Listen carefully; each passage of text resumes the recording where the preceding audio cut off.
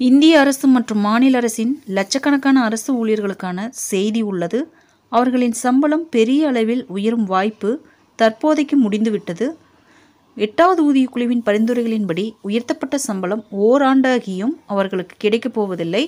ஏனெனில் நாடாளுமன்றத்தில் தாக்கல் செய்யப்பட்ட 2025-26 நிதியாண்டுக்கான பட்ஜெட்டில் 8வது ஊதியக்குழுவின் அடிப்படையில் ஊதிய உயர்வுக்கு இந்திய அரசு பணம் எதுவும் போடவில்லை. உண்மையில் தற்போது 8வது ஊதியக்குழுவிற்கான கால அவகாசம் கோரப்படுகிறது. இப்படி பார்த்தால் சம்பள கமிஷன் அறிக்கை வர 1 வருடமாவது ஆகும். அதன் பிறகுதான் எந்தெந்த ஊழியர்களின் சம்பளம் எவ்வளவு உயரும் என்பது முடிவு செய்யப்படும்.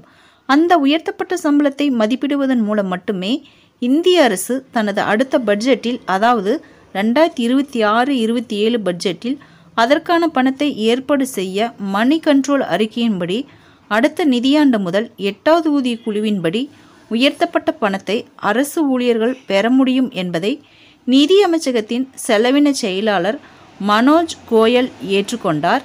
தற்போது நிதி அமைச்சகம், பாதுகாப்பு அமைச்சகம், உள்துறை அமைச்சகம், பணியாளர் மற்றும் பயிற்சி அமைச்சகத்திற்கு ஒரு கடிதம் அனுப்பியுள்ளது. இந்திய அரசின் ஊதியக்குழுவின் பணியின் செயல்முறை இந்திய அரசாங்கத்தால் அவர்களின் குறிப்பு விதிமுறைகளின் ஒப்புதலுக்கு பிறகுதான் தொடங்கும்.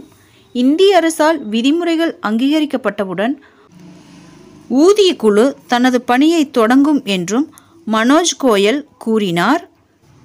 முந்தைய கமிஷன் 7வது சம்பள கமிஷன் அதன் அறிக்கையை சமர்ப்பிக்க 1 வருடத்திற்கு மேலாக ஆனது. 8வது ஊதியக்குழு மார்ச் 2025க்குள் அமைக்கப்பட்டாலும் அதன் அறிக்கை குறைந்தபட்சம் மார்ச் 2025க்கு முன் வராது. ஃப்ரெண்ட்ஸ், இந்த தகவல் உங்களுக்கு யூஸ்ஃபுல்லாக இருந்தால் என்னோட சேனலை சப்ஸ்கிரைப் பண்ணுங்கள், லைக் பண்ணுங்கள், மற்ற நண்பர்களுக்கும் இந்த வீடியோவை ஷேர் பண்ணுங்கள். தேங்க்ஸ் ஃபார் வாட்சிங்.